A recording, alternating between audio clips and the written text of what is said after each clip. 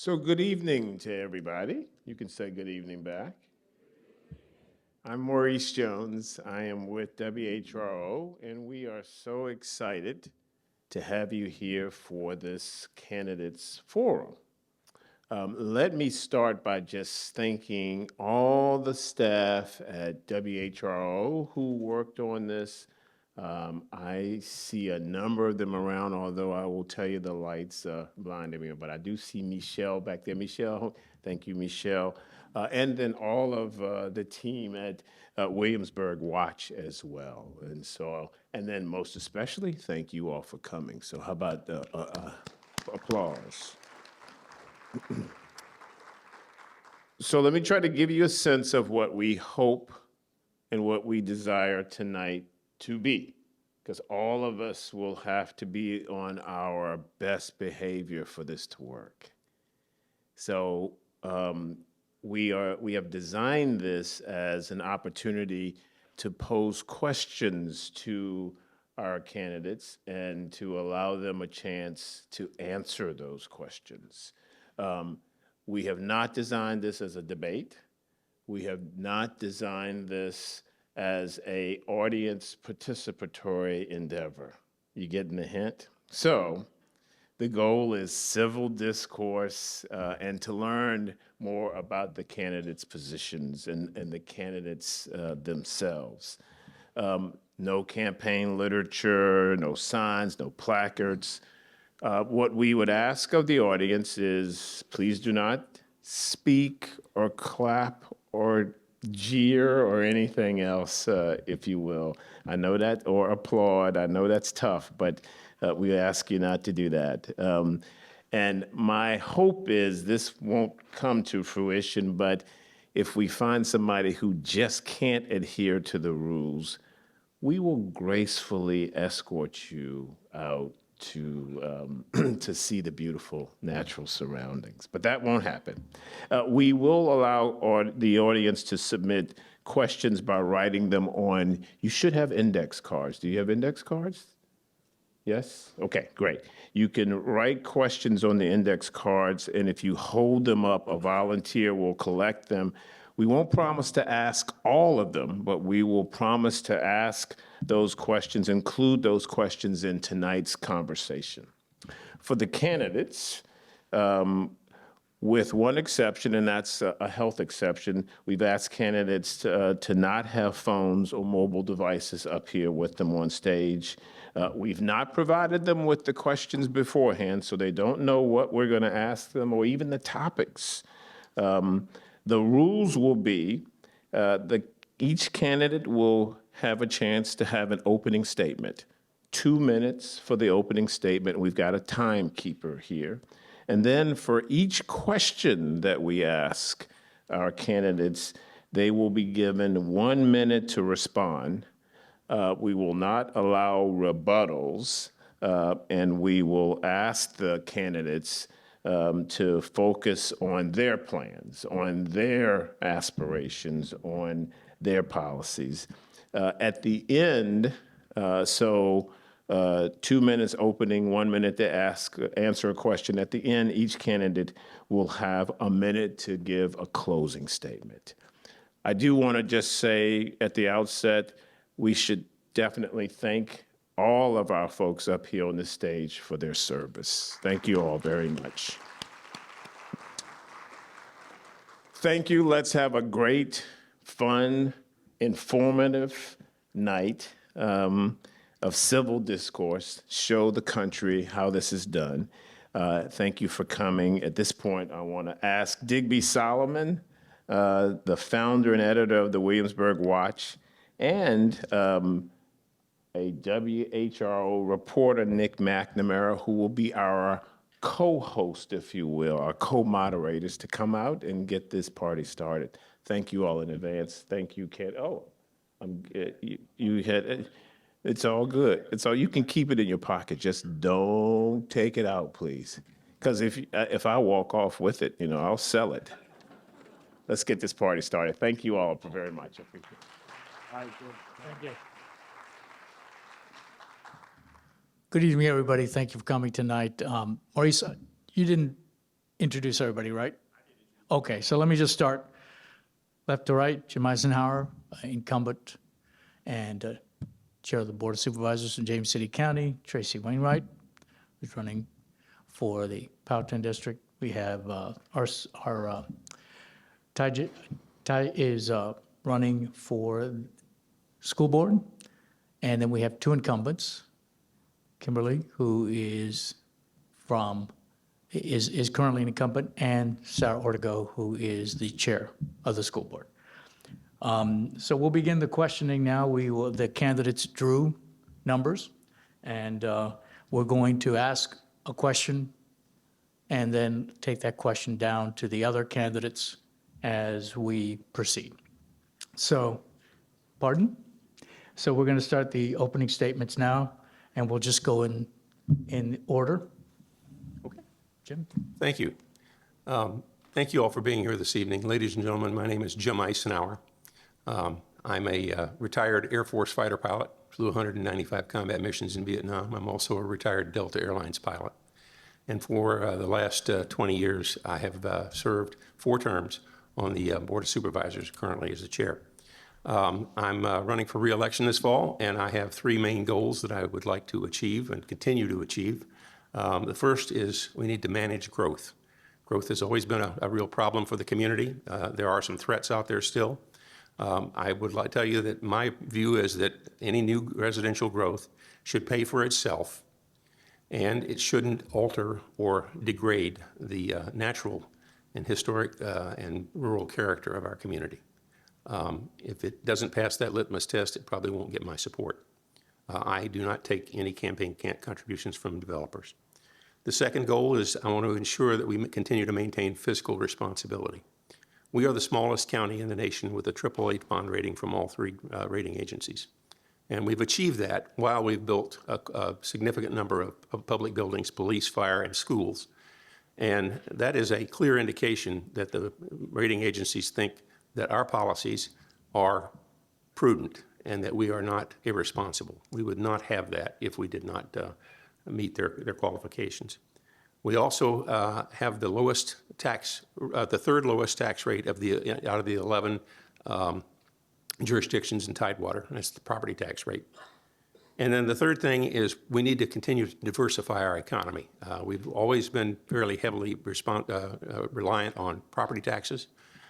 We also have a very large segment that is the tourism industry, which does not provide a lot of really good high-paying jobs. We've had success in the last couple of years with 2 major corporations that we've recruited into the county, each of which has made over a $100 million investment in plant in the county and produced hundreds of high-paying jobs with benefits. Time's up. Thank you. Ms. Wainwright. Hi, good evening. My name's Tracy Wainwright, and one of the first questions I got when I entered the race and started campaigning was, "Are you from here?" And I said, "Well, yes, kind of." I was born at Langley Air Force Base. My dad retired when I was 4, so I grew up in Georgia and then came back when I was 19. So to give my age away, I've been back for 30 years, and I've been in James City County for 23. During that time, well, a little before that time, I got my bachelor's degree from UVA and my master's in counseling from William and Mary because I wanted to come back home to finish out my degree program. Worked at a nonprofit for a little while and then had our second child. So I have been home mostly for the last 20 years, raising what ended up being 4 kids, getting ready to retire from homeschooling. During that time, I've been involved in a lot of community organizations, done a lot of service projects, led a women's conference. I've also written and gotten over 20 books published and been a regional speaker. So I've spent my life serving, and I've not been politically involved, but felt this is a way that in the next stage of my life I can serve and really put my beliefs and values to service for our fellow citizens. I love this county, and I've heard a lot of concerns and issues from my fellow citizens for a long time, which I've shared, which is the growth issue. I'm out in the Powhatan District, which is the most rural district. Time's up. Was that time or 30 seconds? Sorry, Thanks, that's okay. my apologies. That's okay. Start it over, the So 30. no, so growth is definitely a concern, but I want us to do it smartly while keeping property rights in force. Also, there's a lot of small business owners I've developed relationships with, and I would love to see less hurdles for our small businesses in the area. And just to make sure that all of our decisions are in our citizens' best interest and we're listening to them. So communication is also one of my top priorities. I'd like to ask everyone in the audience who has a cell phone to please silence it. They keep going off, and that's a little bit distracting for everybody. Thank you. So are we going three as one, two, You're three next. all right. Good evening, everyone. I'm Kimberly Hundley, and I am currently running for my second term on the school board. I am a retired teacher of 36 years, 35 in kindergarten, 1 in first grade, and I've been here in Williamsburg for 30 years. So I was in the school system here for 26 years. Upon retiring in 2020, I was asked to run for the school board. There was a vacant seat, and they said we needed a teacher's perspective, and so I stepped up to the plate. And I'm excited. I'm imagining that y'all are all little people because I really can't see you, but I did not get to do these types of things in 2020 when I ran. There were no meet and greets due to COVID. There was there was door knocking, but nobody came to the door, and there was no panel like this to do this type of forum. And so even though I don't have an opponent, I wanted to have this experience to see what it felt like to have questions. But my motto is always for children, and that's what I stand on. Thank you. My name is Ty Hodges. I am running for the Jamestown seat on the WJCC school board. I am a former local journalist who covered high school sports around the historic Triangle. And as part of that job, I spent countless hours roaming the sidelines at Lafayette, War Hill, and Jamestown, telling the amazing stories of our student athletes. And now I'm running for school board to help shape all the stories of our WJCC students so they can achieve brighter futures. But sadly, too many of our kids are being left behind, and too many teachers are taking jobs elsewhere for better pay and better benefits. And I believe if we want to take care of our students, we must first take care of the teachers who are with them in the classroom each and every day. And that's why I'm honored to be the only school board candidate this year to have the endorsement of our local teachers union, because they know that I will treat them as true partners in education and work alongside them to make sure that our schools get the resources they need and deserve. And when it comes to our children, I want to make sure that each and every one of them is safe, supported, and successful. In a couple years, when my daughter Nellie gets on the school bus for the very first time, I want to make sure she's going into a school system where she's going to be able to grow into the best version of herself. And for a lot of our kids, that's the case. But not everyone is having that experience. Just last week, I had several Jamestown families reach out to me with reports of racist harassment in a school climate in which their students were not feeling safe or welcome. And these families did not feel heard or supported by leadership in our schools or from the school board, and that's not okay. So if I'm elected, I will work to establish an anti-bullying and harassment committee so we can further prevent and address these situations when they occur. And that, to me, is the type of forward-thinking, solutions-oriented leadership that our schools deserve. Because when I talk about making sure that our students are safe, supported, and successful, it's not just a slogan, it's a standard which I think we owe each and every one of our children. Thank you.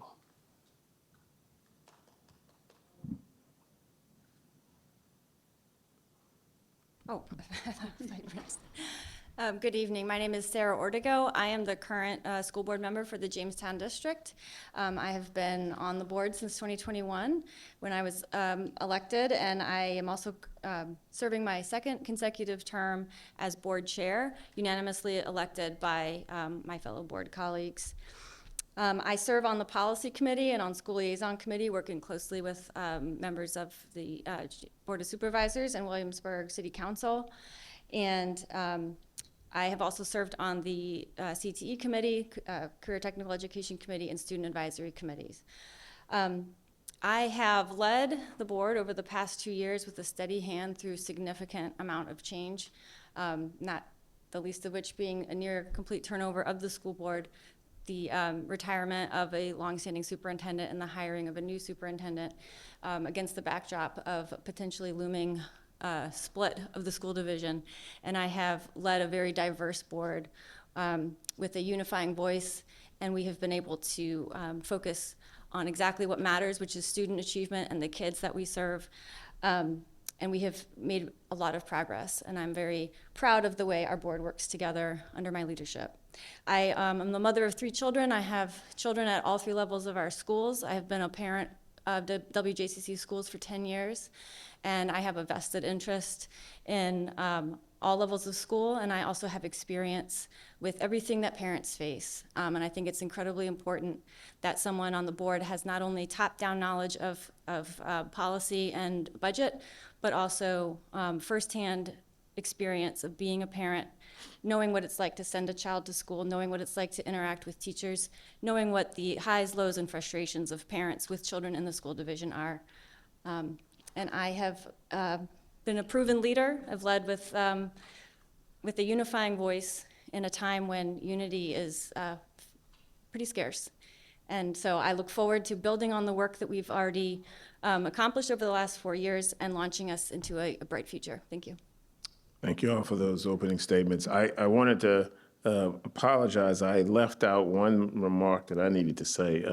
Tawana Golson and John Slokovitz, 2 Board of Supervisor candidates, had other commitments this evening and could not make it and send their regrets. So my apologies for not saying that earlier. Thank you. Continue. All right, thanks, Maurice. So as I mentioned earlier, each of the candidates drew to see what order they would start with. So the first question is for Mr. Eisenhower.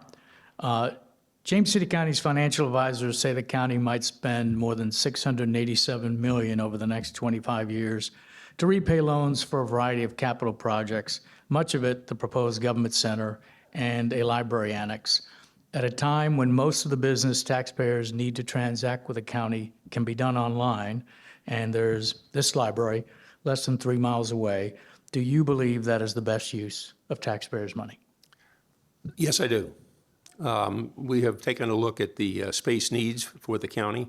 It's very clear that we are very short of the space that we do need in order to adequately serve the public. We took a look at alternate ways of doing it by rehabbing or continuing to buy diverse buildings throughout the county. We even looked at trying to purchase empty storefronts. They're not really for sale. People want to lease them, and that means that you don't know what you're going to be paying in the future. So we've looked at it. It comes out to be about the same, and costs maybe slightly more for the consolidated facility. But the question is, are you going to spend the money and wind up with an inferior product, or are you going to spend the money and get a product that is suitable for the nature of our community? Thank you. So Ms. Wainwright, same question. Are you in favor of the capital project plans? Short answer, no. So I've done a lot of research. I have heard all of the rhetoric, but I've also looked into the specifics and asked specific questions of county representatives as well. And the needs study was done, my understanding is around 21, and it was redone. However, we all know our world has changed a lot in the last 5 years. We do a lot more online, we do a lot more virtually, and there's a lot less need for in-person services. And the building is slated to be half empty when it's first built on the premise that we will eventually fill it with county employees. I don't know that that's a smart way to use our money. And the last figure I heard between redoing our current buildings and building new is somewhere between $40 and $50 million. That's a significant difference, and it doesn't take into account the road improvements that will have to be done as well. Thank you. All right, so this next question is for the school board candidates, and Ms. Hundley is first. Ms. Hundley, the English reading pass rate for third graders in local schools dropped again in the last SOL test to 67%. And based on the report that was read out yesterday, there's a significant difference in the performance in English reading in the city of Williamsburg's minority and lower income and English as second language students. And I know school board members have said set 85% pass rates as their goal. What do you think needs to be done, and who should be held accountable for doing it? So we are held accountable, especially that we have a new accreditation now that has come down from the state. We did look at our reading curriculum, and we found out we did not have one that was very robust for our students. So we adopted that last year. This is the second year that they've been in there. So you will see some improvements this year. It's always going to be a drop when you start something new. But we have looked at that. We are also going to look at resources. We will send resources to those schools that have higher, lower socioeconomic needs, and also with the students with ELL students. We will have to have more support in those schools. So we are having those conversations because we do feel we can meet that 85%, but it's going to take some time. It's going to be a heavy lift. Thank you. Ms. Hodges, you're next. The same question. What do you think needs to be done to improve the reading results in our schools? So just to put these scores in context for our third graders right now, based on the SOL results, 1 out of every 3 of our third graders is not proficient in reading. And in doing research for this position, it was made known to me that third grade reading proficiency is the leading indicator of future academic success. And this is not just a blip on the radar, one-time drop. These scores for our third graders have been dropping year over year for the past 4 years. And that is alarming. And so when we talk about our schools not reaching the academic levels that we want for them to reach, for me, the solution has to be a doubling down of support in these areas. It means meeting students where they're at. In the city of Williamsburg, for example, where you have this bigger disparity in scores, more resources need to go to these schools. We can't pull away from our local schools because we're not getting the results we may need or expect. We have to double down and keep offering more support. Thank you. Ms. Ortego, same question. What do we do about reading? Yes, thank you. So there are a number of things that have occurred over the last few years that are like planting seeds, and the harvest is yet to come. When I ran 4 years ago, I cited the same thing Mr. Hodges has said. Obviously, third grade reading is an incredibly important indicator of future success, of future standard of living, and we want every single child to be reading at grade level, and that is our goal. 85 is the minimum threshold. 85% is the minimum threshold. We want to exceed that. We have. There's been, as Mrs. Hundley said, we've introduced a new curriculum. We did not have a standardized curriculum, and we've reintroduced the science of reading, which has required us to retrain many teachers. And that, as she said, we're in the second year of that right now. The testing has changed, so the numbers have dropped, but we're also looking at them differently, and I can't possibly get into that in 60 seconds. But that is a significant reason why the numbers look the way they do. The new accreditation standards have also been changing, and they're still changing as we speak. And the board has hired a new superintendent and set very high I'm sorry, Ms. expectations. Ortega, your time is up. Thank you. We're going to reverse order for the next groups of questions. So whoever spoke first will now speak last. And I will mention your names so there's no confusion. So to start with the supervisors, tax bills for the average James City County residents have seen significant increases in the past 2 years, rising 21% on the back of increasing property values. If that continues, would you support decreasing the tax rate? Why or why not? And we'll start with Ms. Wainwright. Absolutely. So the average is 21%. Our family felt this directly. Our rate went up 28%. So if you calculate that out, our mortgage has gone up $300 a month in the last 3 years. So for a single income family of 6 people, we have definitely felt that. What I didn't know before I entered the race is there's actually a state statute that says if there is a large jump in assessment values for personal property tax, a district shall reduce the rate so that there's an increase no larger than 1.01%. And so I think it's not only a good idea to reduce that burden on our citizens, it's actually a duty when there's a large jump in the assessment rates, the assessment values, to reduce the rate of the property, of the real estate taxes. Thank you.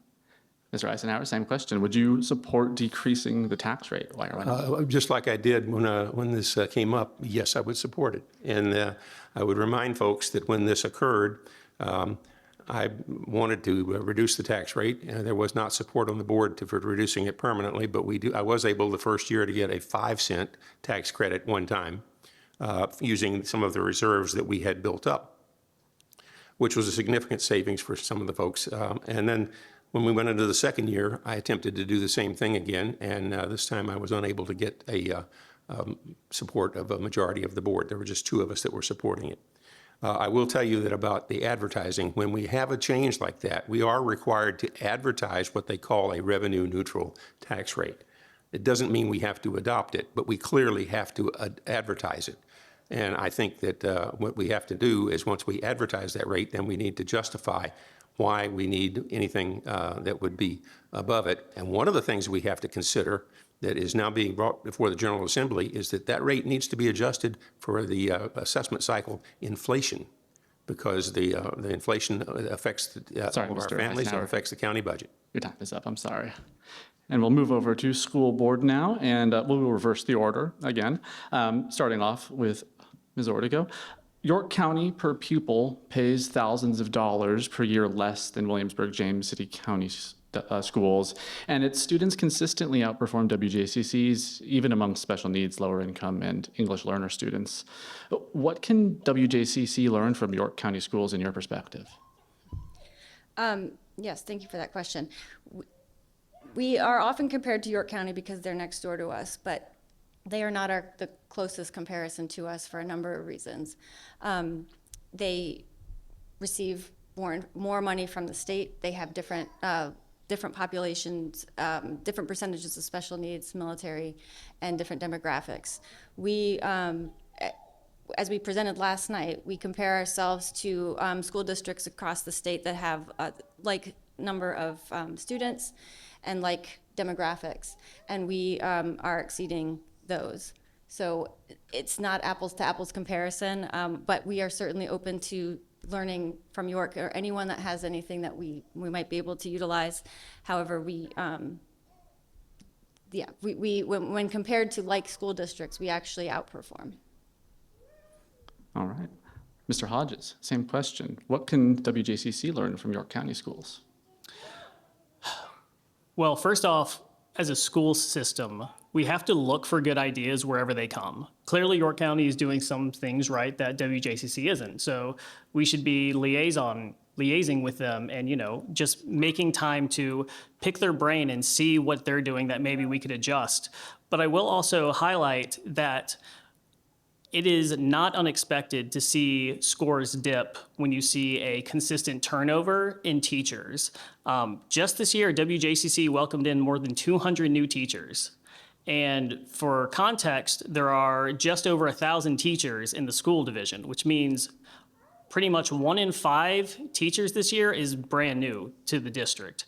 And so when you have that type of turnover, you don't get to build this comfort, this rhythm, this continuity within the schools. And I think that's when you start to see things like test scores slip year over year because there's just this constant turnover. So what we can do to improve is really improve things for our teachers so that they want to stay here at Mr. Hodges. WJCC. Your time is up.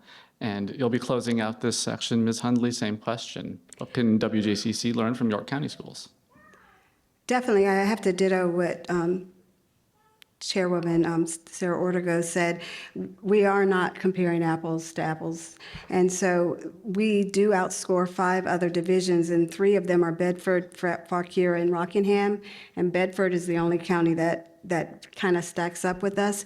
We have a great team with our WJCC staff that is looking into this. We have an awesome new superintendent who also will be talking to other superintendents, and especially we talk with York County. We're in some of the same staff developments that we go to through the VSBA to find out how we're doing so that we can talk to York County and say, how are you all handling this? And then we can see if that fits our model. Thank you so much.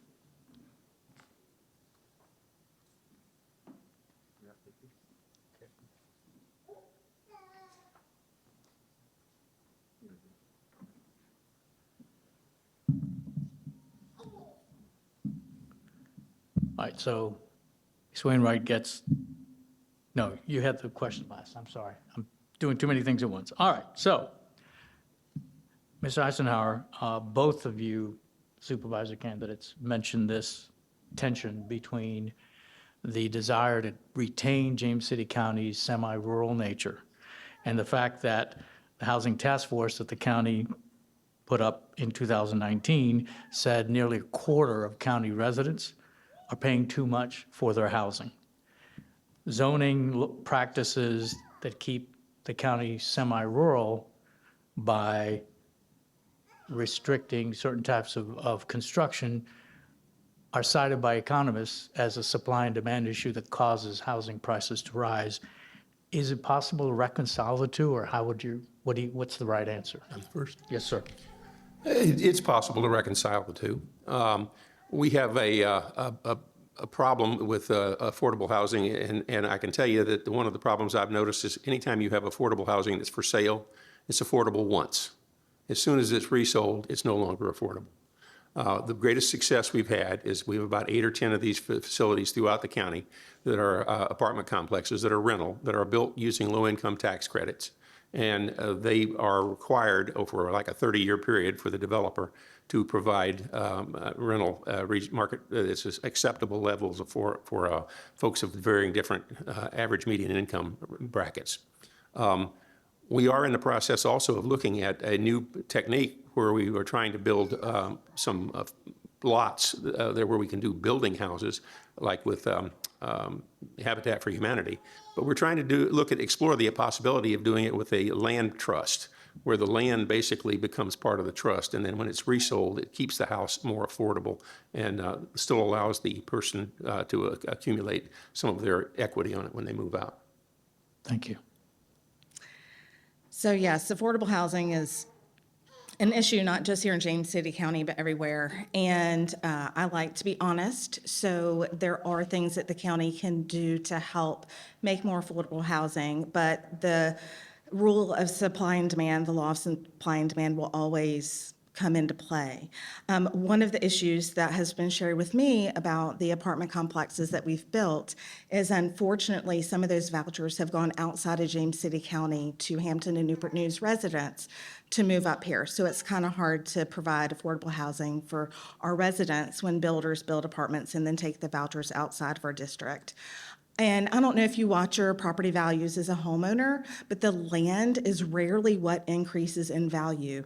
It will slightly, if you're waterfront, it will a little bit more, but it's the housing.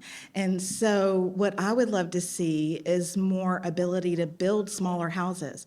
I've been around a lot of neighborhoods. All of the smaller house neighborhoods are 50, 60, 70 years old. We're not building smaller houses because there's not an incentive to do so. Thank you. Next, the school board question, and it's Ms. Hundley's turn again. The State Board of Education recently proposed raising the bar on expectation for SOL pass rates for students. The Virginia Education Association has said that move could harm students. Where do you stand on that? Test scores don't define our students. We've always known that. And so, yes, to raise the bar high and then not fund things that we need to help get the students the support they need, that's unfair. So definitely, I'm totally against raising the bar that high without support for students. And again, our test scores do not define our students. Our students know more than what a test score can show. Thank you, Ms. Hundley. Mr. Hodges, what do you think about those two opposing? So it's not a bad thing to want to see our children and our students achieve, especially in the terms of test scores. But one thing that I've learned since doing this is that not every student thrives in a standardized testing environment.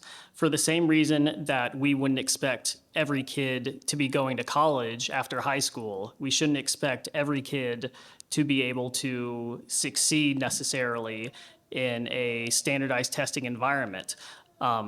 there are so many kids who are incredible at so many things, like working with their hands, working on computers, doing things in the mechanical sphere, who just may not be good at standardized testing. And to see this increased reliance on standardized testing as the means of determining whether or not a school system is succeeding or not, I think is the wrong direction. We should be pushing our kids to achieve better and do more. But let's do better to reach all of our kids where they're at and not try to pigeonhole everyone into this standardized testing model. Thank you, Ms. Hodges. Ms. Ortega. For raising standards, and I'm for us holding ourselves accountable to higher standards without the state doing it. I agree that implementing higher standards without enough time to adjust, it places an undue burden on teachers, because SOL scores really at the end of the day are measuring schools and teachers more than they're measuring students. Overall, I would be for testing less overall for students. But that's not a decision the school board can make. We need to make sure that we do have support for raising the bar, that we have supports for our teachers, that we have supports for our students. That costs money, that takes time. So expecting to see an immediate turnover because you raised the bar, that's unlikely. And we wouldn't want to unfairly judge the effort our teachers are putting in by falling short of higher standards right away. But overall, high standards are good, and we should shoot for high standards, and we should hold ourselves to high standards like we're doing with our strategic plan for Elevate 28. All right, that's not done. Thank you so much. We're going to change things up. We have a few questions from the audience we're going to go with this time. We're going to reverse order again. So we're going to be starting with the supervisors and with Ms. Wainwright. And this question from the audience reads, if we decrease taxes, what are we not funding? So there's a different solution. So one of the previous supervisors that I spoke with shared some information with me that we used to rely on real estate taxes about 43%. We are now relying on them as over 70% of our budget. So I believe if we look at business expansion, especially increasing our small business base, we have all seen the empty storefronts. We all pass them that are empty for years and years, and we want to help fill them for our tax base, but also look at other creative ways. I know that the board's been working with a large company to come in as well that will help provide revenue through other ways rather than necessarily cutting, although we want to be responsible for what we take in, than just cutting and reducing our real estate taxes. Thank you. Same question, Mr. Eisenhower. Yep. If we decrease taxes, what are we not funding? If we decrease taxes, what are we not funding? Well, the number one thing that bothers me right off the bat is that I tell people our first priority is public safety. It's got to be the police and the fire. We got to make sure they're adequately funded. We have put some money into that. We have solved a lot of our retention problems, and we're pretty fully manned. The second thing has got to be public education, and that's where we have not been able to do what I think we need to be able to do. And I will also give some adverse credit to the state of Virginia, because since 2008, they balanced the budget on the backs of education, and they've never caught up. So I think there needs to be significantly more state funding to our school system in order to make sure that things are going. That we've been carrying the bulk of that weight for the state for quite a while, and that's a significant load. And then the third thing is everything else. And, you know, I think we look at it, and it's folks that I've talked to, I ask them, how do you feel about James City County? What do you like? What do you dislike? And everybody says, you know, it's a wonderful community. I love living here. And they don't mind paying the freight to live in a community like that. Thank you so much, Mr. Eisenhower. And we're going to move over to school board with another question from the audience. A new joint agreement between Williamsburg and James City County is on the agenda for Friday. Why has there been no details released? And we will be starting with Ms. Ortega. Well, we want you to tune in on Friday. This has been a contract negotiation. I have served on the school liaison committee, and as board chair and vice chair have been involved with Mr. Eisenhower and other counterparts from the county and city. And this has been an ongoing contract negotiation. We feel very hopeful and like we're in a very good place. I have always advocated for the school system to stay together. I think that's best for all students, teachers, and staff. And we look forward to our announcement on Friday. We'll be moving over to Mr. Hodges as someone not currently on the school board. I guess I will rephrase it as, what are your thoughts on the lack of details at this point? I am not concerned on a lack of details more than I am concerned that the deal is what's right for WJCC schools. That to me is the most important thing. If there's a big rollout on Friday and there's pomp and circumstance to it, there's balloons and streamers or whatever's going to happen on Friday, that's totally fine, as long as our students and teachers are taken care of in whatever that agreement ends up looking like. And I will say, as a part of this new beginning for this agreement, I really hope that we can find a way to bring our teachers' voices into this process more often. I've long been an advocate for making sure that our teachers have a seat at the table when it comes to things like budget negotiations. And I hope that with this new beginning, we can find a way to better increase the type of input that they're able to give to this entire process. And your last this time, Ms. Hundley. The original. Of course. A new joint agreement between the city and county is on the agenda for Friday. Why has there been no details released? So there has been detail given to the chair and vice chair, but I understand how the community felt, because going through it, and the way I would explain it to my constituents is, I felt like we had two parents that were wanting to get a divorce or stay together, and we were the children in the middle and nobody was talking to us. And so we did not have a lot of the details, but then they were able to talk with them. And Friday, I didn't even know we would be able to discuss this tonight. I really didn't think that would be appropriate.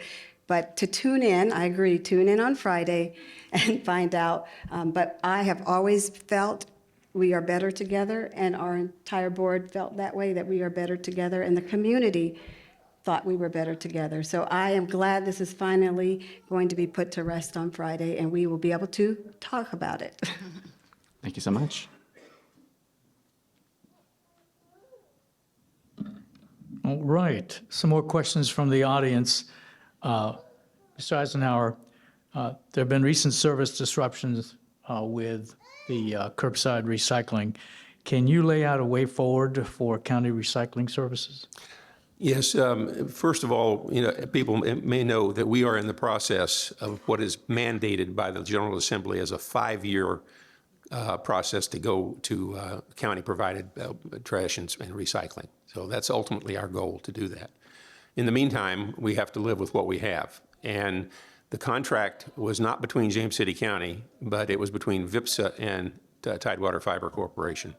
One of the reasons that the contract was terminated was because some irregularities in charging some of the bills. So there was a concern on VIPSA's part that there was some potential fraud, and they terminated the contract, and that sort of left us holding the bag. I believe the county administrator will probably by tomorrow have an interim solution where we can continue for at least the next 90 days doing our recycling. But we're going to ultimately wind up going back to an open bidding process, I think, over the next couple of 3 months to determine the future of that program until we get to our 5-year point where we take it over. Thank you. Ms. Wainwright, any thoughts on what should be done with the recycling contract? So obviously, I'm on the outside of that decision, and really the county supervisors were outside the decision because it was not a supervisor decision. I know that they've been working hard. It was a shock to the system to have less than 2 weeks' notice. So as a citizen, my perspective was just sharing with other people some creative solutions.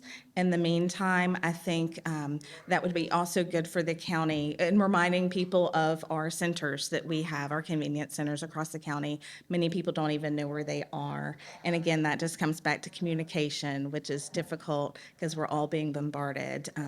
But I think that from what I've seen from the outside, the county is working diligently on getting a solution to this as quickly as possible. Thank you. Mr. Hodges next? Yep. Just trying to keep order here. With 3 of you, it's a little harder. So, Mr. Hodges, another question from the audience. How can we expand teacher mentorships in the schools? I think I think, Kim, you're next. Oh, I'm next? Okay, yes. We have a program called Launch. This is our second year with the Launch program, and we do meet with all of the new teachers. They get a mentor within their school or within their field, and they have courses and classes that they have to do, and a lot of staff development. And it's been very successful. Every time I've gone into the schools since the first day, I check with all the new teachers to see how is the Launch program going? Are you getting the support you need? What do you not have that you need? They're all very excited about the progress so far, and they said that this has really made their new experience a great one. So we are just going to make sure that that program gets funded a little better. The teachers were only getting like $100 to mentor a student, and now we have put more money into the budget so that they can have more money. And so it's going to be very good to see the results next year. Thank you. Ms. Hodges, mentorships. So like Ms. Hunley just said, Launch from the outside appears to be a really good initiative, and it's something that we definitely need to double down on and keep providing resources towards. But in order to have mentors, you have to have people who have been in the system for long enough to be able to mentor someone new, and that can only happen if people are sticking around. And right now, frankly, WJCC has a teacher retention problem. You look at regional pay, and WJCC is 4th out of 6th. And that's after the first step of a compensation study that was just done. So we've definitely still got some improvement to do in terms of enticing our teachers to stick around in WJCC so that they can get that experience in our schools, in our community, and be able to be more effective mentors to our new teachers coming in. Ms. Ortego. Thank you. So I don't need to repeat everything Mrs. Hunley said because she gave the answer to the question. I would like to correct the fact that our retention rates are lowering. That's not true. Our retention rates are actually going up. We just got, in September, we got a briefing on that our retention rates are at 89%, which is near our goal of 90%. There will always be turnover due to retirement, anyone moving away. So our retention rates are actually going up. We started this school year 99.4% fully staffed, which was incredibly more than our neighboring divisions. So that is incorrect. We do need to support teachers and mentors with greater stipends, with higher compensation. It's also incorrect that we're 4th out of 6 after the first round of the compensation study. That was before we implemented phase 1 of the compensation study, which is a plan for 3 phases. We have been working, I have been working closely with our funding partners so that we kind of shift the budget timeline so that bigger asks like compensation adjustments can be better anticipated and accommodated. They already know what we're going to be asking for, and we will know at the outset what we'll be working with. So that will be easier to accommodate. Thank you. All right, we have a fresh batch from the audience, so we're going to go back to our Board of Supervisors speakers today, and we will go back to Mr. Wainwright to start. And this one from the audience reads, what can you do to preserve green space in the county? So we are actually very far ahead in green space in the county. As I was going through the strategic plan the other day, I came across the page that talks about the parks. And so we have 17 parks, if you don't know, in the county. And we also have York River State Park. And so my curious mind, I was like, well, what's the average? What's recommended? So the recommendation for park space is 10 acres per 1,000 residents. So I did some quick math calculations, and that would be 850 acres of park space. We have over 1,700. So we are way ahead on park space. Also, because of the area of the county I live in, there's been great progress in making sure that when there's development of farmland in the county, that there is preserved green space, and that's part of the zoning in the county. Thank you so much. Mr. Eisenhower, same question. What can you do to preserve green space in the county? Sure. One of the things we are doing is we have established, people have heard the old term, purchase of development rights. which went hand in hand with green space. Basically, it was preservation of land throughout the county by one program means or another. We had a pretty good green space program. We had a bond that we did years ago, $16 million. It was passed overwhelmingly by the county to fund green space and acquisition. We only spent about $6 million of that. For that, we got the Jamestown Park and the marina, along with several other pieces of property that we preserved. We've got quite a few. Mainland Farm is a perfect example of things that we have conservation easements on. And I'll tell you, even how we develop our communities, I live in Ford's Colony, and about half that property in there is left either because it's in wetlands or steep slopes or whatever. Some of it's in golf course, but it's not developed. And we have a lot of wildlife habitat in that area. So those are the kinds of things that we can your do. time is up. We're going to move over to the school board now, and we'll be starting with Ms. Ortego for this question. And another one from the audience reads, how do we increase trades and vocational training in WJCC? So how do we what? Tracy? How do we increase trades and vocational training in WJCC? Well, we fund it. we have actually increased over the last, since I've been on the board, our CTE courses and training options have increased, and I am all for expanding career technical education. I would love to see us be able to expand a New Horizons type facility up in this part of the peninsula. New Horizons is great, but we don't have enough spaces for everyone that's interested. And I believe that we absolutely need to offer more options. College should be a possibility or an option for every student, but it doesn't have to be the choice that every student makes, and they should have options to expand through community partnerships with businesses and internships, any number of ways, but I'm all for expanding CTE options. And I believe our new superintendent is as well, and it's a focus of the board as well. So I would expect to see robust support for the expansion of that. But it is going to cost money, especially, to fund more teachers. And if we eventually need a new facility, that costs money. Is up. So.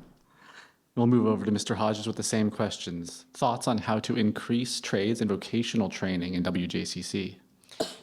So right now, for a lot of those programs, our kids are going to New Horizons, which is a fantastic regional center, but it has drawbacks in that it's a shared center with other school districts, and we have a lot of students who are applying for programs there who are getting turned away.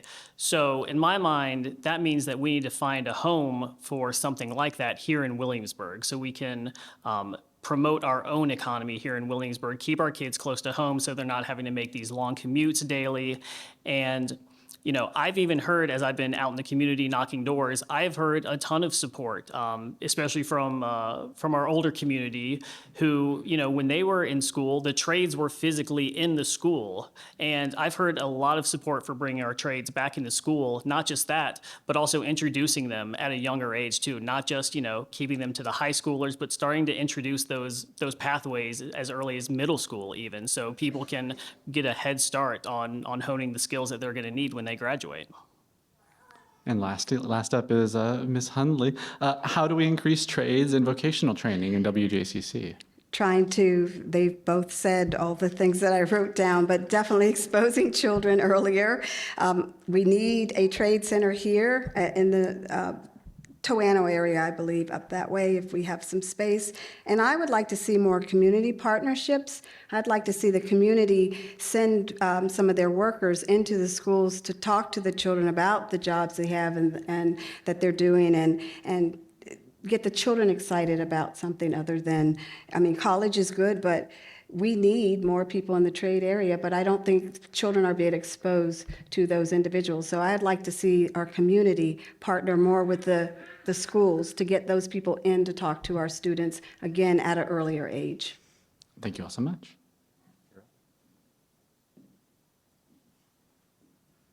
So the school board members are talking about shop, and I still remember with embarrassment the woodworking I did for my mother in 8th grade.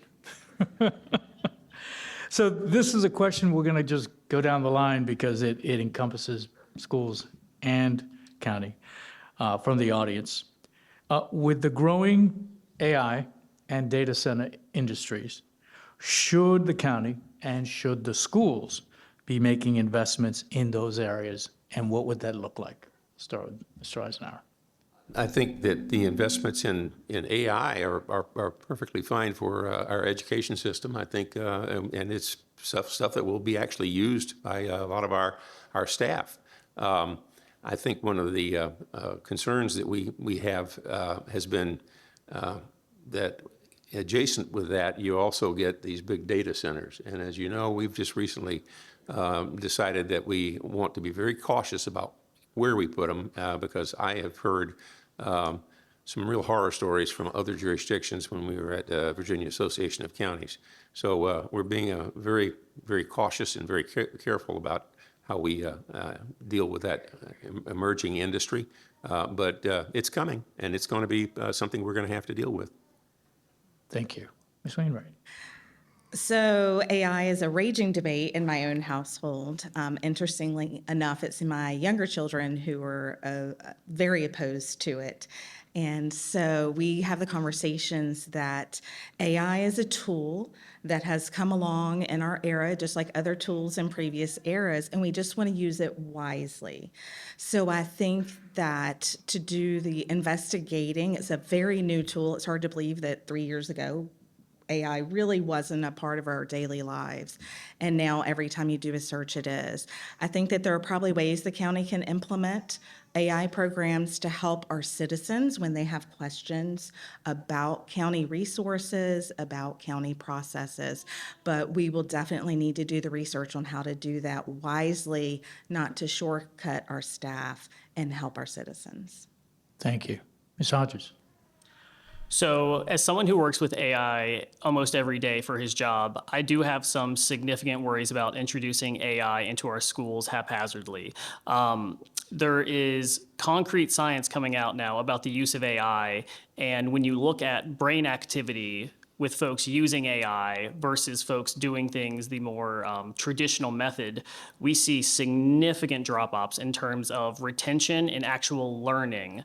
And so when we're trying to introduce that into an educational setting, the dangers become pretty apparent to me, where the goal is, to retain and to learn new information. So really it comes down to being incredibly tactical and diligent with how we're choosing to put forth this very new, novel, and quickly evolving technology. And I know WJCC Schools is on this. They have a task force that is looking into this and is setting guidelines.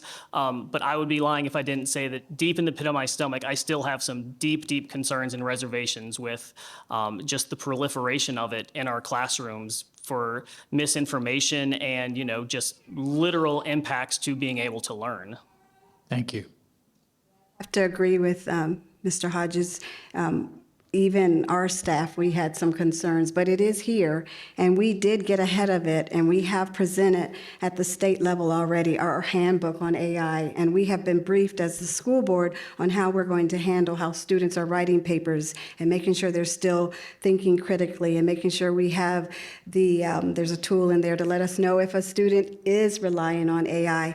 And these are things we know that we have to work on, and we have to be diligent to make sure that this rolls out correctly, but we are on it. When we first heard about it, we jumped on it right away, and I'm confident that it will go well after we work out some of the kinks. But definitely, it is here. It's not coming, it's here. Thank you.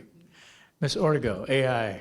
Yeah, so I think I'd be lying if I said that any of us don't have a pit in our stomach when we think about AI, just because it's so new and not the world that probably safe to say anyone in this room has grown up with. We are making investments in that as a school division. we've already issued an AI guidebook, and we are thinking through how our students can harness the good of AI while being acutely mindful of the vast dangers. For any number of reasons, not the least of which being what Mr. Hodges mentioned, just the brain function that is no longer needed, but then also just deep fakes and complete manipulation of facts that would be very dangerous to society. I don't think any of us know quite how AI is going to affect the future job market. I think everyone's trying to get their brain around how that's going to be, what jobs are still even going to be needed. There's always a natural progression of jobs that sort of go away over time and with progress and technology development. I don't think we've anyone's fully grasped that yet, but as Mrs. Hunley said, it is here, and to be globally competitive, we have to embrace it. Thank you so much. And we're going to move back over to the supervisors and candidate. Just for this question, this one may have also been a great starting question. What is the single most important issue you want to address as a supervisor? And we'll start with Ms. Wainwright. The single most important issue that I hear from our citizens is cost of living and taxes when it comes to what the county has authority over. And it is those steadily increasing taxes where, yes, everybody loves living in this county, but they feel like their taxes continue to go up and they're not getting anything additional for it. And we'll move over to Mr. Eisenhower with the same question. What is the single most important issue you want to address as supervisor? Clearly, in my mind, it is the difficult ability we have in managing growth. And I say this because the average house in James City County costs $1,000 a year more in services than it generates in revenues. So it's every time we add 1,000 or 2,000 homes to our inventory, we are adding to the tax burden of people in the future. The board does not have the ability to undo any of these that have been done in the past. And there's an inventory out there of about 12 to 15,000 lots that can be built by right. We have no ability to stop it. We have to focus laser-like on what we allow to be added to our community if we want to preserve the ambiance that everybody loves in this community. Thank you so much. We're going to move over to our school board members and candidates, and we'll be starting with Ms. Ortego for this question. And I'm going to phrase this one differently than I may ask Mr. Hodges, but given your experience on the board, how much have you learned over your time? And is there any area that you feel you need to learn more about as a school board member? Well, you can always learn more, and more experience always means more knowledge. When you join a school board, the learning curve is immense. I think most people don't have any concept of what the board does, how it works, and what an individual board member can and can't do. And if you've been to any, Mrs. Hunley can relate, at VSBA conferences when we're asked, what did you not know? And it was what we can't do. So anyone who comes on and says, I have this idea and I'm just going to get on the board and implement it, does not understand how a school board works. I have learned an incredible amount through my last 4 years. I have enjoyed learning from my board colleagues and from the staff, and I have certainly gained the experience and the in-depth knowledge, both from a leadership position and just as a board member, to continue that we are now poised to make incredible progress through after all the change that we've been through, and everything that I've learned, having to hire a new superintendent, having to lead a board when I was only 2 years in myself. So I'm sorry, but your time is up. Thank you. Thank you. Mr. Hodges, I'm going to phrase this slightly differently for you. How comfortable do you feel with your knowledge of how our schools work and how money is spent in them? And is there any area you feel you need to learn more about? Well, sure. So as a candidate running for office for the first time, there are obviously going to be knowledge gaps. And I have learned a tremendous amount about our schools and the inner workings in this entire campaign. And honestly, I owe a lot of that to other school board members who have talked to me, who have informed me, some members of the Board of Supervisors who have talked through the relationships, members of the Williamsburg City Council who have given me some counsel, no pun intended, I just realized. But then also talking to teachers at the doors. I have talked to so many teachers who have shared their insights with me, and that has really helped give me a broad perspective of some of the things that our schools do really, really well and some of the things that they could probably stand to do better. And then just talking to members of the community, people who have kids in our schools, the parents, the staffers who work behind the scenes, getting to sit down with Dr. Keever and pick his brain on some things was incredibly valuable. So I know there will be a learning curve if I'm elected, but I'm comfortable in being able to navigate that. Thank you so much. And Ms. Hundley, lastly, I'll phrase this the way I asked Mr. Ortego. Given your experience on the board, what have you learned over your time as a school board member? And is there any area you feel you need to learn more about? I have been a learner the entire 4 years. I remember my first year, I was afraid to say anything, literally, on the dais. I didn't know the order. I didn't know. And so it was like shell shock for me. And then the second year I got more comfortable, but then I got my hands slapped a lot of times because I did things that I was not supposed to and I didn't know.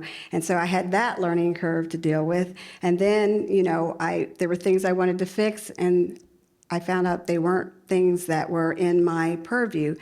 So we realized when Mr. Riffle got on there that we wanted to let people know really what our roles and responsibilities are as board members.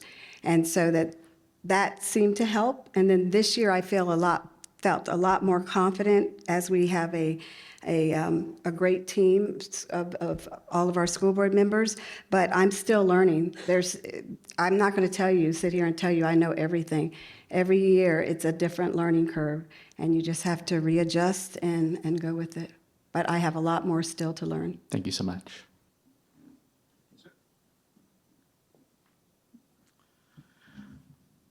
So thanks, audience. You've been sending us some really great questions. I think this one builds a bit on what both everyone touched on earlier.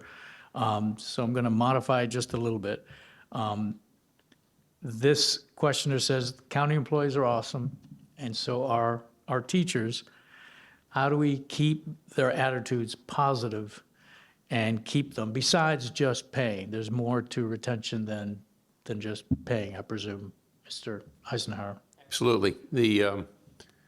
It's like any other organization. When we have these retirement ceremonies, and you see people who've been there 35, 40, 45 years, and you say, why is it that people would come work for James City County for that length of time? And it's because of the ambiance and the people. It's all about our people. We have to hire, train, recruit, and retain really good people. And that's not cheap, but it pays off in service to our community. And I think that's probably the key is just got to be making it a place that people enjoy coming to work. Thank you, sir. Ms. Wainwright. So I've led a tiny corporation with 4 employees for the last 20 years. And one of the main things I learned is you have to lead by example. So when you're having a bad day, if you let that show, then your employees will be impacted by that. And so it takes a concerted effort.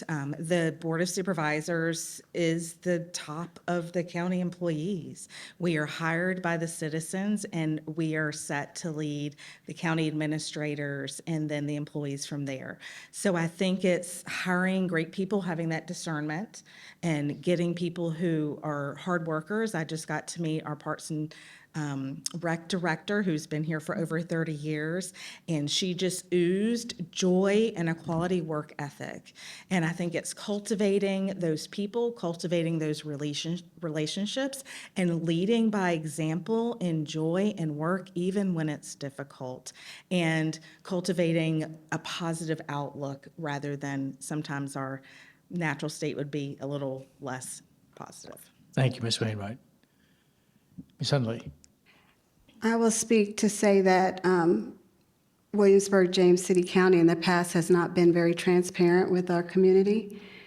There have been times that we are broken and we did not want to admit it. There were times we swept things under the rug that we should not have. And so in order to retain and keep our teachers, we have to listen, communicate, and stop sweeping things under the rug and work together to solve some of these problems. And we haven't done a good job of that. And I think now that we have a new superintendent that's having these meetings with the community, he wants to hear what's going on. What are your concerns? What can we try to fix? But we're not sweeping anything under the rug anymore, and we are going to fix some of the things that need to be fixed. Thank you, ma'am. Ms. Ortega. So staff climate is extremely important to me and to the board, the current board. We do conduct climate surveys every year, and we have, throughout our hiring process for the new superintendent, we made it very clear that we want very much to hear from our teachers and staff what is working, what is not working. You said, other than compensation, compensation is a huge piece. I am all for investing in in higher compensation for our teachers and staff. They are highly educated professionals. We also need to set the tone for respect and trust for our teachers. There's a quote that we hear from the VSBA, what happens in the classroom begins in the boardroom. And I believe that at the board level, it's our job to set the tone for respect and how we interact with each other and how we interact with staff and how we interact with the community. And I feel that we've done a good job of cultivating a culture on the board of collaboration and consensus building that will hopefully trickle down. And we greatly value all of our teachers, and we look forward to continuing a culture of respect and trust. Thank you so much. I'm not sure if you did you ask Mr. Hodges? Did I skip you, Ms. Hunt? You did. Oh, well, This crazy numbers thing, not a great idea, Maurice. I keep getting confused. Mr. Hodges, So I want to answer that question with a story, with an experience that I had. I was out at an event, and a teacher came up to me, and she was very emotional. She had tears in her eyes, and she wanted to share her story with me. And she was a teacher in our local schools, and she looked at me and said, in 2025, being a teacher is so difficult. We are expected to go in each and every day and be prepared to take a bullet for our children. And I would be willing to do that because I love this job, and I love education, and I love teaching. But if something ever happens to me, I want to know that my family is going to be taken care of. These are the same teachers every single day who go in and educate and protect our kids. And they have been asking year after year to be included in the budgeting process, to be given collective bargaining rights so they can have a say in how things happen.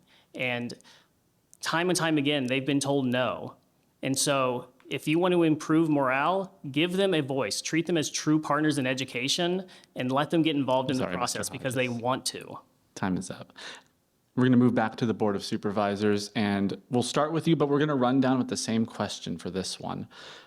What can you do in your position to promote civil discourse and encourage civic engagement among residents? Well, I can tell you that there was a time when I first got on the Board of Supervisors that it was anything but civil. I can relate some of the exchanges that I had with other board members, but really left me sort of with my jaw dropped. But the last 2 terms I've been back on has been very eye-opening because we have 2 Democrats, 2 Republicans, and 1 independent on the board. And for 8 years, literally every vote we've taken has been unanimous. And the reason is because we talk things out and we look at this not from a partisan aspect, but from what's right for the community. And we compromise. You have to compromise in order to be able to govern effectively. And I'm very proud of our board, very proud of our board. We differ on individual issues at times, but collectively, we're there together. And that's to the benefit of the people who live in this county. Ms. Wainwright, same question. What could you do on the Board of Supervisors to promote civil engagement and encourage civic engagement, or civil discourse and promote civic engagement among residents? So I think, again, it goes back by leading by example and having an understanding that differences are not necessarily personal. A lot of times when people have a differing value or a differing opinion, it feels personal or it's taken personal. And so, again, I tell people all the time, in a family of 6, rarely does everybody agree. And we might have some heated conversations, but at the end of the day, we all respect and love each other. And so I have that in my family and then with my counseling background as well. But also communication. You have to keep it open. And I think there has to be more ways to reach our citizens. So I went to the strategic planning. It was I forget what they call it, open house, and there were like 20 people there.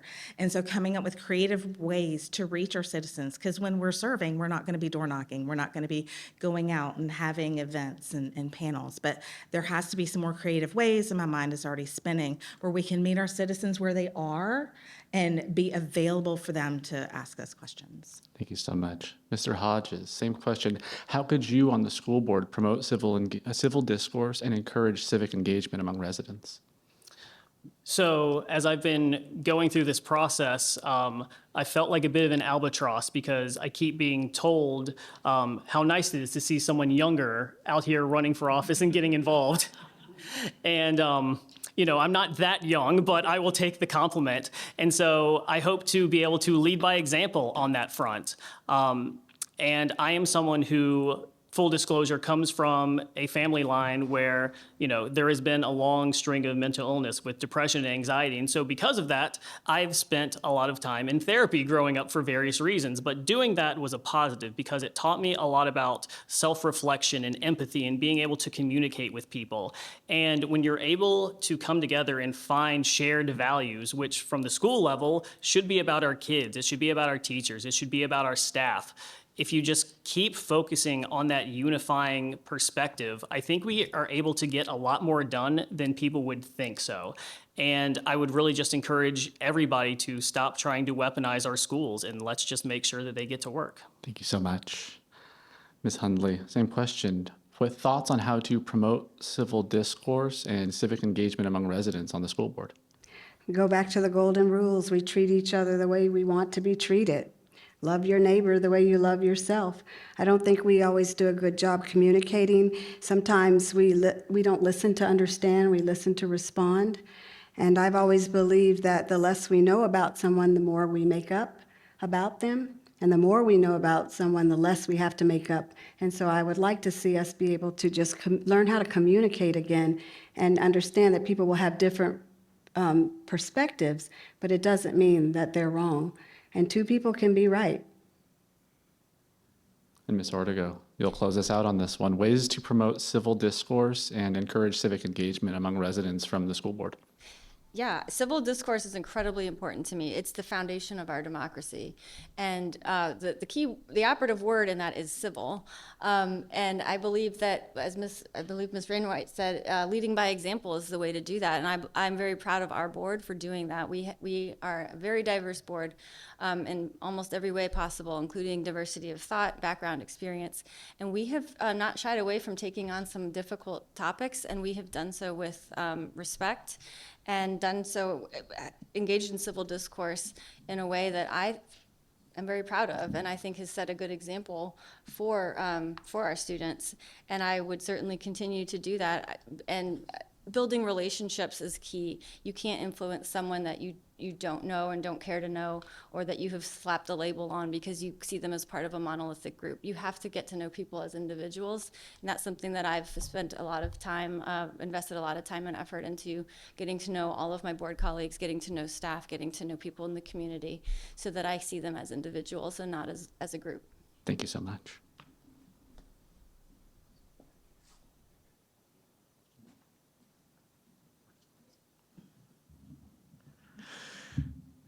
We've got a few extra minutes, so I'm going to actually change up the order, if you'll forgive me. And instead of giving each candidate a minute, let's go a minute and a half, if the timekeeper can do that.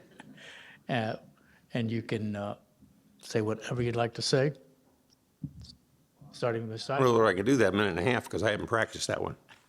But anyway, I do want to sum up with a couple of things. When you ask people why they moved to James City County, the number one issue, the thing that everybody says, trees. If you take a look at all the green space and all the trees we have in this community and how we have developed, but we have maintained that rural character with the trees, that's a big thing for our community, and it's attracting people. The main thing that attracts people here are high-quality schools. People come here because of our schools. I know we've had people who used to live down at Langley like I did when I was on active duty. I would have never have lived up here. It was too far to drive. We got people that live up here and commute all the way to Norfolk all the time. So we're an attractive community. We have award-winning parks and recreation. As Ms. Wainwright said, we got 17 parks. We've got a tremendous amount of parks. People love them. They use them. They're heavily used. We have an award-winning library. And I'll tell you that when we look at why people come here, those are the things that we probably need to really concentrate on keeping.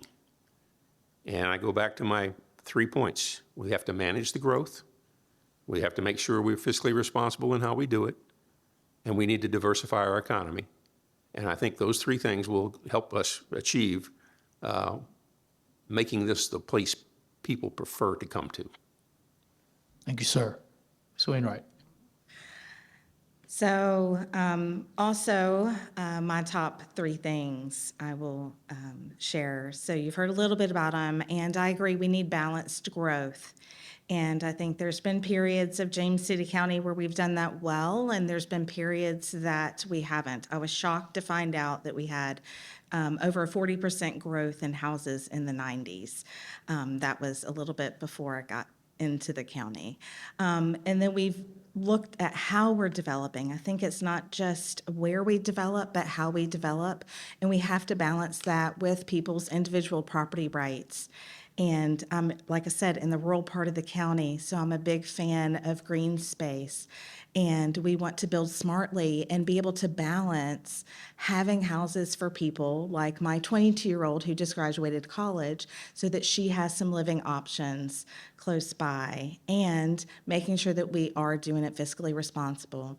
I also think that we need to make sure our citizens don't feel abused with taxes, that if I campaign again in 4 years, I'm not hearing a complaint about how much the taxes have risen in about 50% of the homes. And what can we do to diversify our businesses so that the tax burden's taken off of our homeowners and given more to our businesses, because we want to fill them up in those spaces. And then just make sure all of our policies are people-centered. We want to listen to our constituents.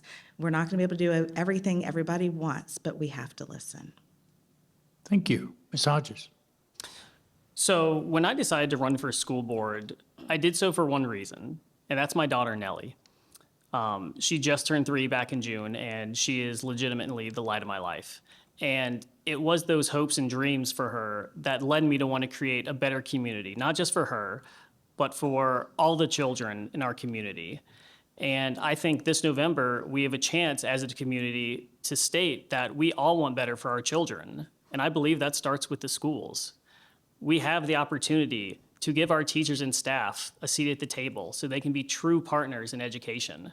We have the opportunity to give more of our students more opportunities to be the best version of themselves right here in Williamsburg. We have the opportunity to promote inclusion and unity in our schools instead of succumbing to the divisive political rhetoric that is so present outside. And as a community, we can state once and for all that when it comes to our students and our schools, nothing but the best is good enough. And so I am already incredibly honored to have the endorsement of our local teachers, national leaders, local leaders, to be the next Jamestown representative on the school board. And I come here today humbly asking for your support as well. I thank each and every one of you for being here tonight. And if you want to learn more about the campaign, please go to votehodges.com. Thank you. Thank you. Ms. Hundley. Yes, I'm probably one of the most transparent people on the board. I was not intending on running a first, second term, but it was my board members that came to me and said, hey, we have a new superintendent we need to hire. We have to break ground for preschools. We have to do redistricting. We need you. Your expertise is something we need. Please consider. And then I thought about all the children I had invested in, even knowing from the early age of 4 that I wanted to be a teacher. And to see all my students start walking across that stage that I've taught. And I said, you know what? I'm not done investing. And then I got excited when we got the new superintendent, and he talked about us becoming that premier school system that I have been waiting for us to do. And I also love my board members, my colleagues. We have come a long way. We're diverse, but we finally have the consistency, and we're working towards good things. And that's what gives me joy. And that's why I love serving, and I want to continue to serve. And I just wanted to end with something. We are WJCC, the power of we. We're not York County. We're not any other county. We are WJCC, the power of we.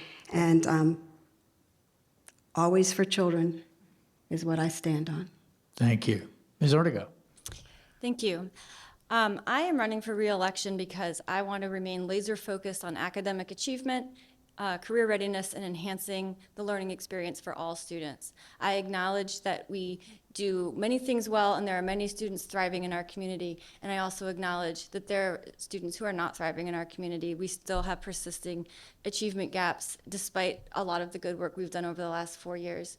Because of the work we've done over the last 4 years and the massive amount of change that has been implemented, we are now poised to take off and become a premier school division. With the board that we have right now, this would be, if I'm reelected, the 3rd year with this board constellation, and I think that we're an excellent team. This is no time for a novice. Mrs. Hunley and I are the longest serving board members on the board right now, and the board needs both of us. I have the background, the experience, the skills, and the critical relationships to carry us forward into the next 4 years beyond 28. And I thank you for the trust that you've placed in me for the last 4 years. And if you live in the Jamestown district, I humbly ask for your vote for another 4 years. Thank you. Thank you, Ms. Ortego. So we've come to the thank you part of the evening, and we start by thanking the candidates for being here tonight. Nick asked, you all gave some good questions about civility, and I think you demonstrated this tonight with some, with the answers that you gave and the positive information that you shared with us. Thank WHRO for all the work they did and all the volunteers. And I want to thank the audience. You have been a great audience. You were respectful, and you gave us some really good, thought-provoking questions. So thank you all for being here tonight, and give yourselves a round of applause.